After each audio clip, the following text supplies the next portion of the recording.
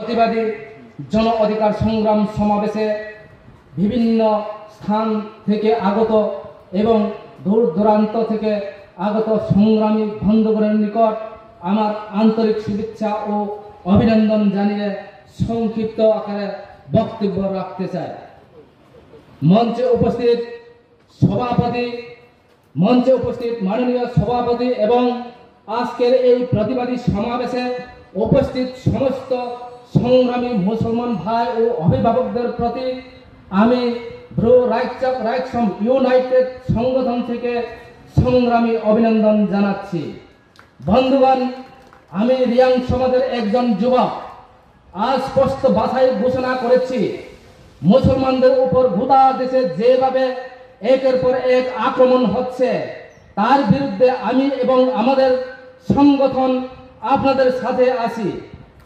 আগামী দিনে আপনাদের যে কোনো আন্দোলনে আমরা সর্বোত্তভাবে সামিল হওয়ার প্রতিশ্রুতি দিচ্ছি।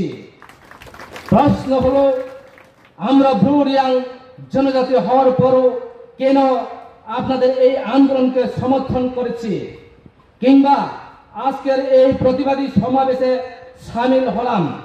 উপস্থিত বন্ধুগণ, বিজেপির শাসনে আজ মুসলমানরা আক্রান্ত নয়, আমরা জনজাতিরাও সাংঘাতিক রকম আক্রান্ত। আমাদের ভাষা, আমাদের সংস্কৃতি আক্রান্ত।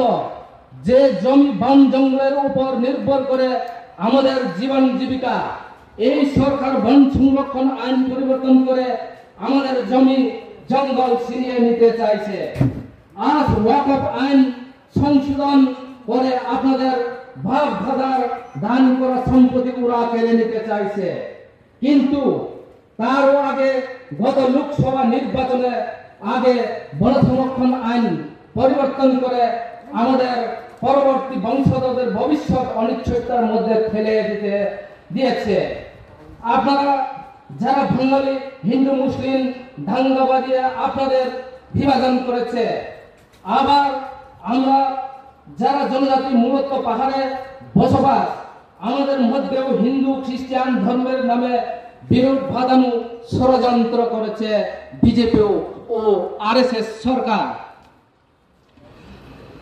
অথচ ওরা বলে সবকা বিকাশ, সবকা সাথ, সবকা বিকাশ। তাই আমি প্রশ্ন করতে চাই, এটা কি তাদের সবকা সাথ সবকা বিকাশের লক্ষণ? আজও আমাদের রিয়াং জনজাতিরা একটা বড় ধরনের জুম চাষ না করলে আমাদের না খেয়ে মরতে হবে এবং না খেয়ে থাকতে হবে।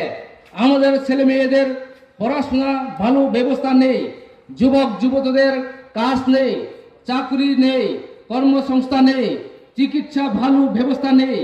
আমাদের মাতৃভাষা তবরু।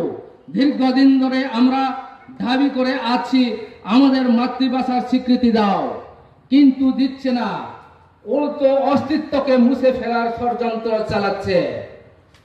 এই পরিস্থিতিতে আমি মনে করি হিন্দু, মুসলিম, খ্রিস্টান, বুদ্ধ, ঐক্যবদ্ধ পাহাড়ি বাঙালি সমস্ত আক্রান্ত, অবদমিত ও পিছিয়ে পড়া সমস্ত সমাজ ঐক্যবদ্ধ হয়ে বিজেপি ও আরএসএস এর চক্রান্তের বিরুদ্ধে আমাদের লড়াই সংগ্রাম করতে হবে। একে অপরের পাশে থেকে আমাদের অধিকার আদায় করতে হবে। সমস্ত কালা আইন বাতিলের দাবিতে বৃহত্তর আন্দোলন গড়ে তুলতে হবে। এইটুকু বলে আমার বক্তব্য এখানেই শেষ করেছি। সবাইকে ধন্যবাদ, নমস্কার।